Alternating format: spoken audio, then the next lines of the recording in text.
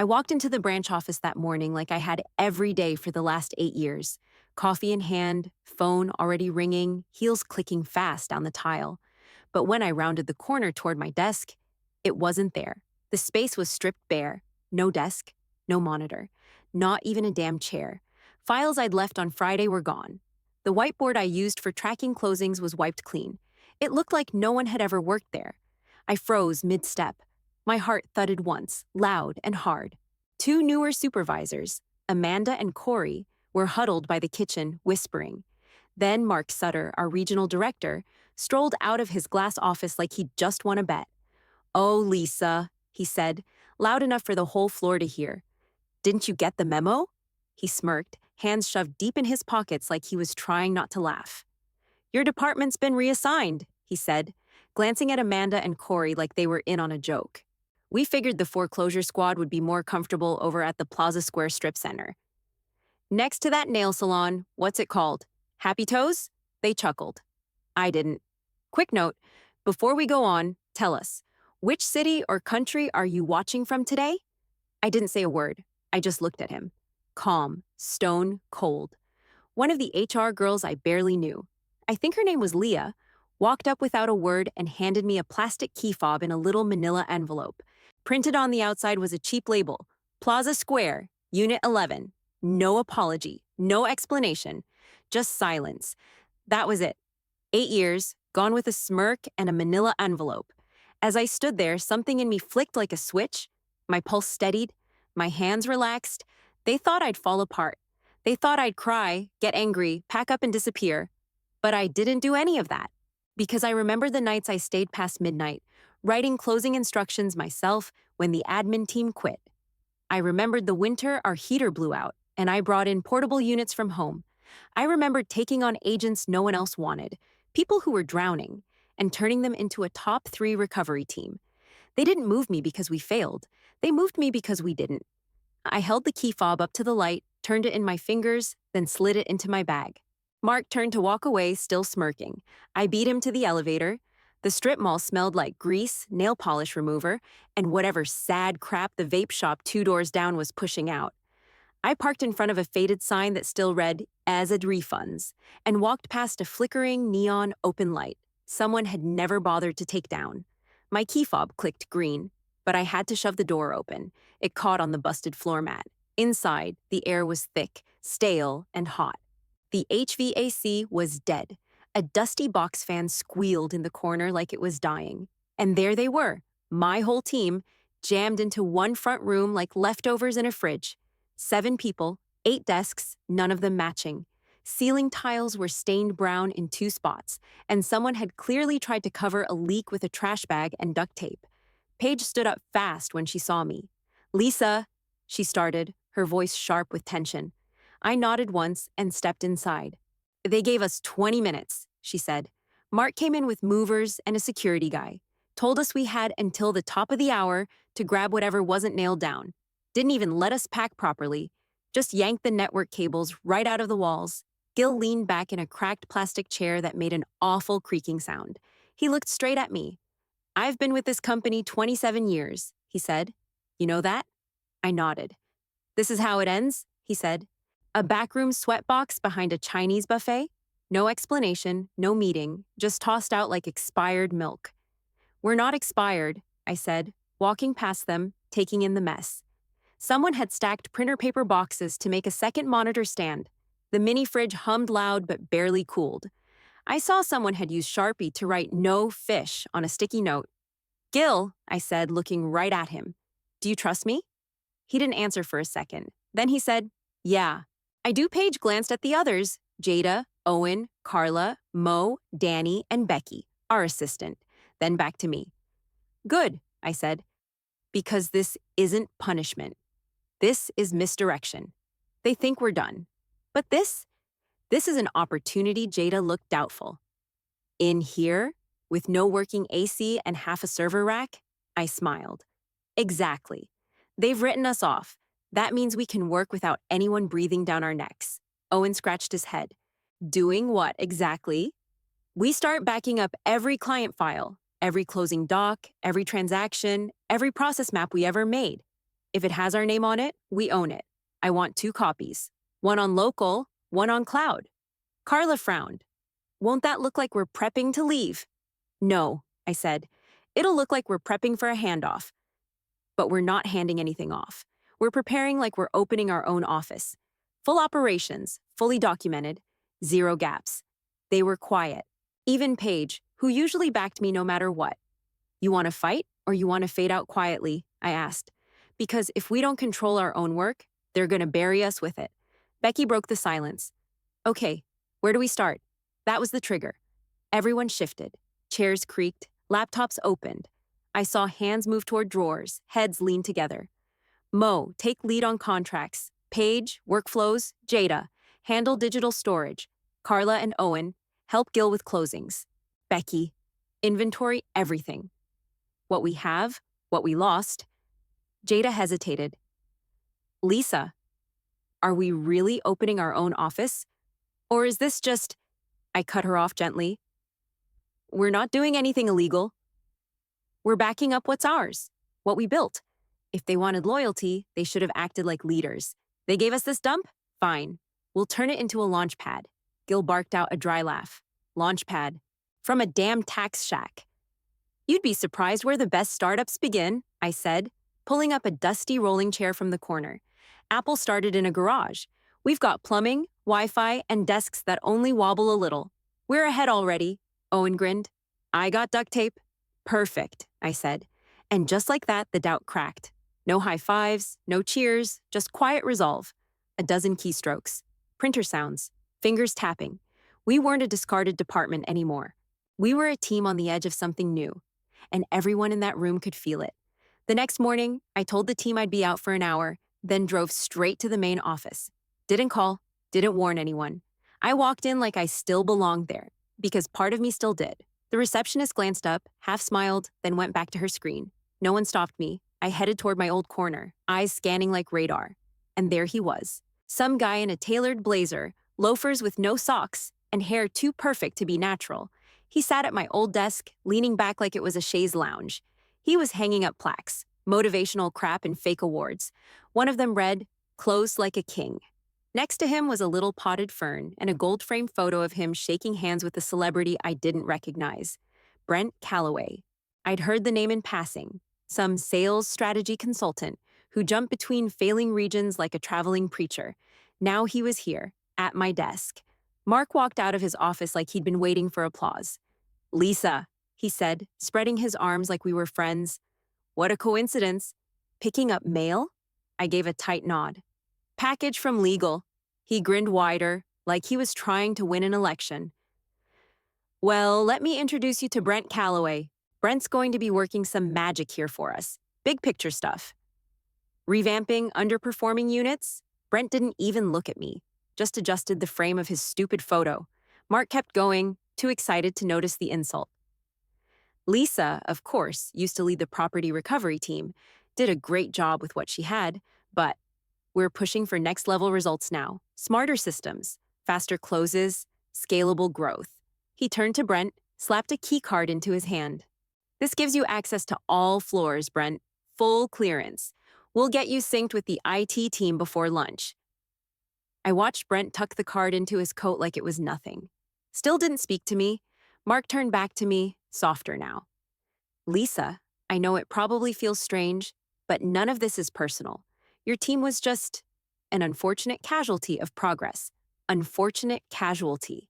Like we were debris on the side of the highway. I didn't flinch, didn't blink. Brent finally spoke. If there's anything legacy I need to be aware of, let me know. Otherwise, I plan to rework the client funnel and rebuild the deal-to-close cycle by Q4 legacy. That's what he called the work we did. I glanced at the desk. My desk. Still had the same scratch on the side from when Paige knocked over the holiday gift basket last December. Same chair with the loose left wheel. He didn't earn that seat. He was just filling space. But I said nothing. I let the silence stretch until it got uncomfortable. Mark cleared his throat. Anything else you need while you're here?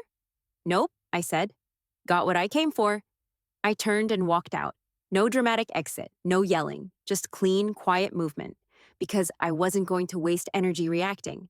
I was going to outlast every single one of them. By the time I got back to Plaza Square, the heat in the office had climbed to somewhere between sauna and punishment. The box fan had died. Someone had rigged a second one using a surge protector hanging off the edge of a file cabinet. I didn't sit. I didn't take off my blazer. Listen up, I said, loud enough to cut through the hum. From this point on, we document everything. Heads popped up. Every file, every transaction, every process we use. If it's been done in this office, I want a copy of it backed up twice. One on our shared drive, one on an encrypted vault. Gil squinted. Encrypted vault? I'll set it up, Paige said, already tapping on her laptop. Good, I said. We do this like it's a handoff. Like we're packaging it all up for someone else to take over? Carla raised an eyebrow. Aren't we the someone else? Exactly. To anyone on the outside, it looked like a clean exit, maybe a win down. But inside, we were doing what no one expected, preparing to stand alone. Jada was the only one who didn't move. She sat off to the side, typing something on her personal laptop, eyes rimmed red. I walked over slowly. What's that? She turned the screen. My resignation. I didn't react. I just pulled out the metal chair next to her and sat down. They're never going to respect us again, she said. We're the foreclosure team now. A joke. You saw it. You know it, I didn't argue. Instead, I reached into my pocket and pulled out my key fob. I placed it in the center of the table. Everyone stopped. Even the printer fell quiet like it was listening. As long as this still works, I said, we're not done. No one spoke. We got shoved into this office because they think we're irrelevant, I said, loud enough for everyone to hear. But that means no one's watching. No one's hovering. We've been handed the best gift in business. Invisibility. Jada stared at the fob. They think we're buried, I said. They don't see it's just camouflage. And that's our edge. Jada's hand shook a little as she reached for her resignation letter. She stared at it for a second, then tore it straight down the middle. The pieces hit the desk with a soft slap. Nobody clapped. No one said a word. They just turned back to their screens, back to their chairs, back to the work. Carla opened a spreadsheet. Gil started logging closed files. Paige handed Danny a portable drive. We didn't look like a team falling apart. We looked like a machine coming back online. 3 weeks later, I walked into the corporate conference floor with a printed deck under my arm and data that crushed every metric they cared about. From the strip mall, we'd closed 32 properties, resolved 12 high-risk foreclosures, and hit a 98% compliance rating, all while using secondhand equipment and sweating through our shirts. I was scheduled to present last, the big wrap-up to the quarterly regional review. The boardroom was buzzing, execs in suits, bottled water on the table, 3 screens prepped for projection. I stepped into the hallway just outside, checked my slides one more time, and took a breath. That's when Mark appeared from around the corner, blocking the entrance like he owned the place. "Oh, hey, Lisa," he said, with that fake warmth in his voice like we were buddies. "Quick update." I didn't answer. I just waited. "Brent's going to present on your team's behalf," he said casually. "He's already in there." I blinked. "Excuse me?" Mark leaned in like he was about to whisper a secret. His breath smelled like overpriced gum. "Your history," he said, eyes locked on mine. "This business needs vision, not old spreadsheets." He clapped me on the shoulder like it was over, then slipped into the room and shut the door behind him. I stood there in that hallway, deck still in my hand, heart pounding hard. But I didn't move. I turned, walked into the adjacent viewing room, and took a seat at the side monitor reserved for overflow observers. Brent was already mid-sentence. We recognized an opportunity to reimagine recovery strategy from the ground up," he said, clicking through slides I built. My formatting, my data, my phrasing. He had the tone down, smooth, confident, full of that consultant shine, but his words were just fluff. Synergy, conversion elevation, pipeline expansion. Nothing real.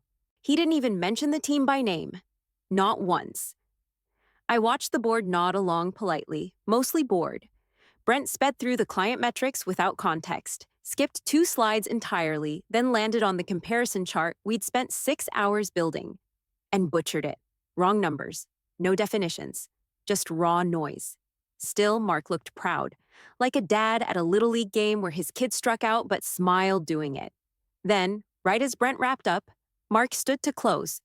"We're proud of where things are heading," he said, looking around the table, "and we're excited to keep pushing forward with Brent's leadership. Let's focus on the future. No one wants the strip mall story. A couple board members smiled, one chuckled. I didn't move, didn't speak. Because while they were laughing, I was watching. While they were rewriting the narrative, I was memorizing every word. They thought this was control. They thought cutting me out would kill the momentum. But they didn't see what they just handed me.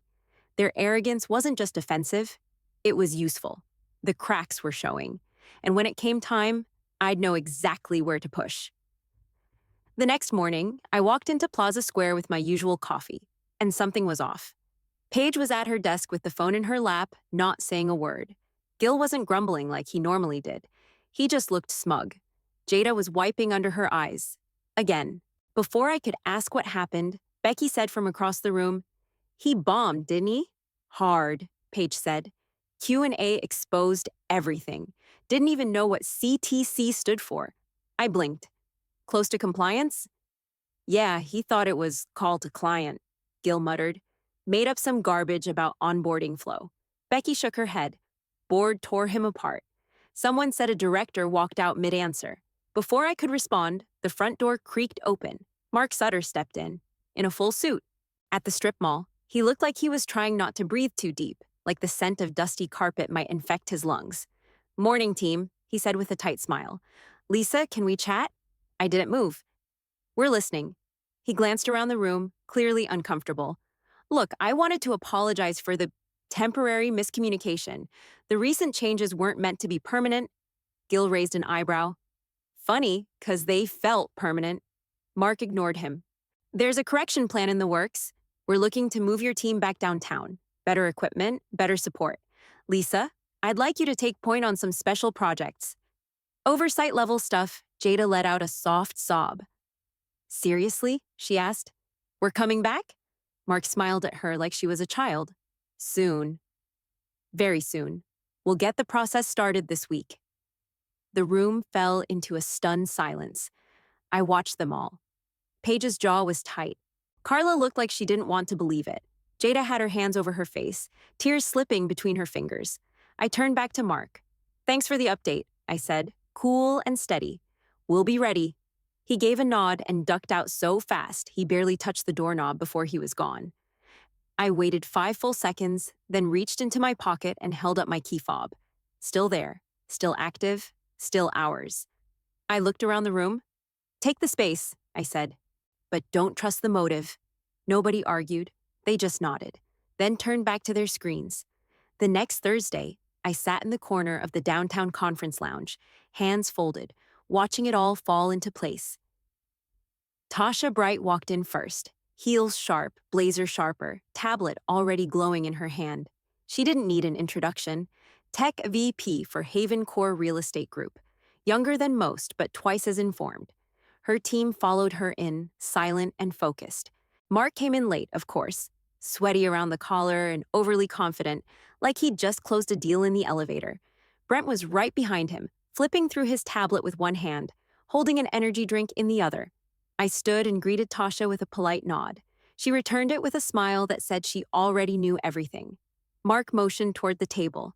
"Let's make this quick. I know everyone's busy. Brent's going to walk you through what we've built, and then we'll open the floor." I stepped back and took a seat off to the side, out of the spotlight, where I liked it. Brent jumped into his usual pitch. Same tired playbook. Strategic innovation. Client pipeline maximization. Aggressive disruption of stagnating assets. He talked about 3 companies he'd supposedly helped scale in the past 5 years. Inflated charts, looped jargon, none of it grounded.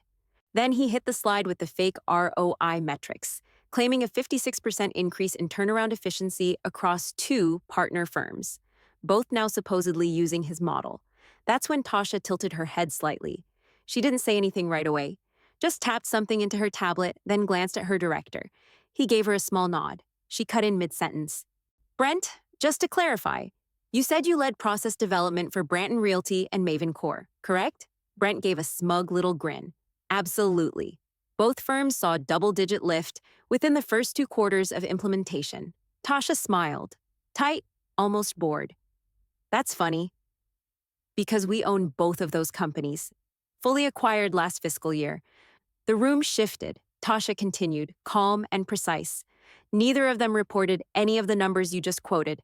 In fact, Branton's process hasn't changed in 3 years, and Mavencore filed internal complaints about consultant fraud 3 quarters ago.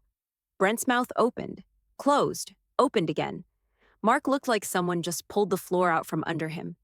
Okay, maybe there's. Tasha cut him off without looking.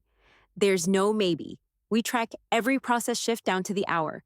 If those results existed, I'd have signed the report myself. Silence. Brent stammered. I think there's been a misalignment of timeline. Tasha didn't flinch. Nope. Brent looked to Mark. Mark looked to the projector like it might save him. I sat still, didn't smile, didn't blink. Mark tried to change the subject, fumbling toward another slide. Let's pivot to client engagement forecasting. Tasha raised a hand. No need. Then she turned and looked at me. Just me. Lisa, she said calmly, let's continue this where people tell the truth. Tasha didn't wait for Mark to respond. She turned to her team and said, send over the lease terms. Then nodded to me. You ready? I stood up slowly, smoothed my blazer, and looked straight at Mark. I am, I said. In fact, now's a good time to make it official. He narrowed his eyes. Official? There's no elegant way to say this, I said, voice steady. My team and I are leaving. The room froze. 3 of us are joining Havencore directly, I continued, under Tasha's leadership. The other 4 will be launching a new satellite unit. Same mission, same system, but under independent funding. Tasha's director quietly handed me a folder. I set it on the table and slid it toward Mark. Leased space has already been secured, I said. Suite 506, same building. You're joking, Mark said, laughing once, but there was nothing amused in his face. No, I said. I'm not. He grabbed the folder and flipped it open. Then again, this is a violation. This is poaching. No, it's not, I replied. You never gave us contracts with non-competes. You never asked us to sign exclusivity clauses. We're not under NDA. Brent looked like he wanted to disappear. Mark jabbed his finger at the packet. This is unethical.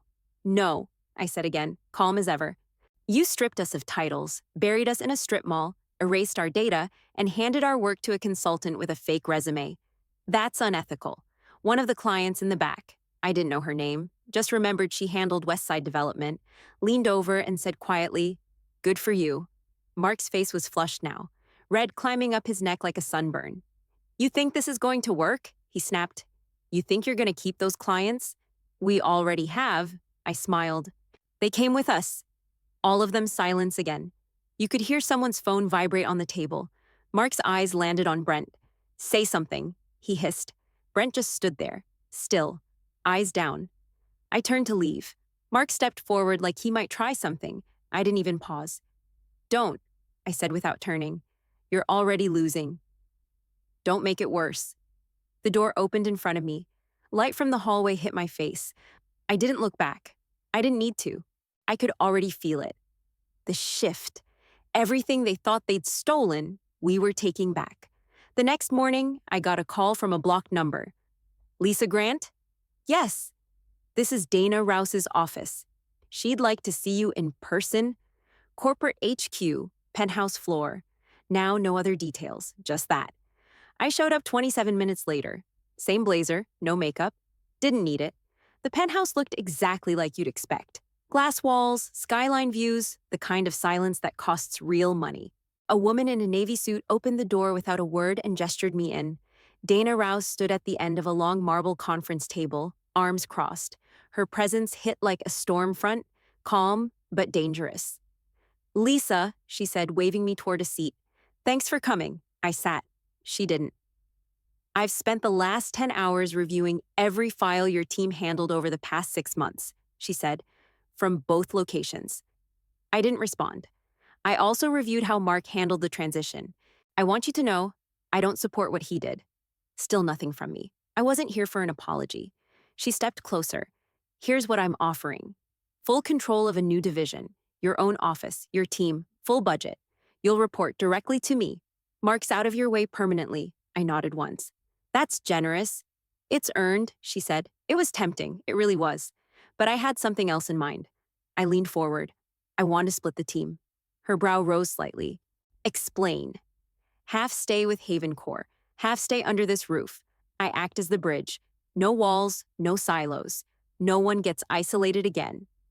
Dana stared at me, long enough that I started counting the seconds in my head.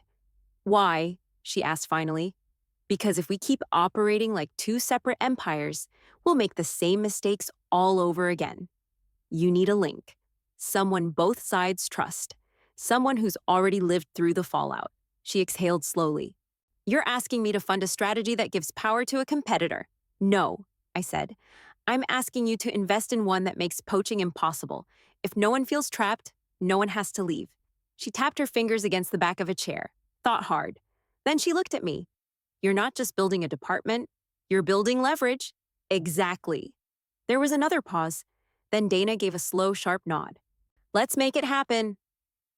A week later, I walked into the boardroom with two things in my bag, a flash drive and my strip mall key fob. The room was full. Dana at the head, 5 directors lined up with tablets, notepads, and the kind of quiet that meant something big was coming. Mark sat 2 seats down, chewing the cap of his pen. Brent was across from him, checking his phone like none of it mattered. I stood at the front, plugged in the drive. No small talk, no slide transitions. Just numbers. Side by side, left column. My team's actual data. Real closings, verified accounts, time-stamped client feedback. Right column, Brent's performance metrics. Inflated, unverifiable, sloppy. I didn't speak for more than 5 minutes. I didn't need to. The board could see it. Dana cleared her throat. Mark, would you like to explain the discrepancy? Mark shifted in his chair. It's possible there was a misunderstanding in how the consultants compiled. One of the directors cut in, reading from his tablet. Brent Calloway. 3 prior consulting terminations. 1 due to data misrepresentation.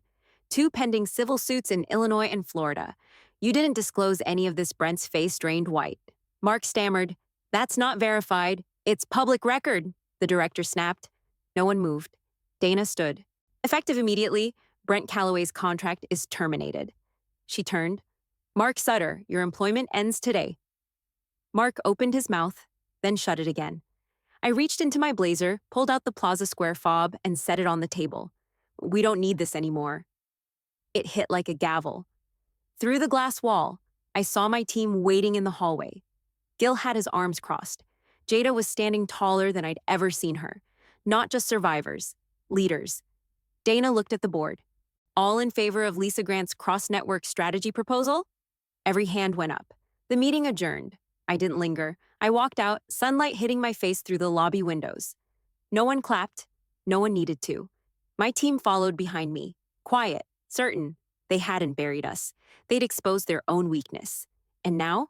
Now they knew better.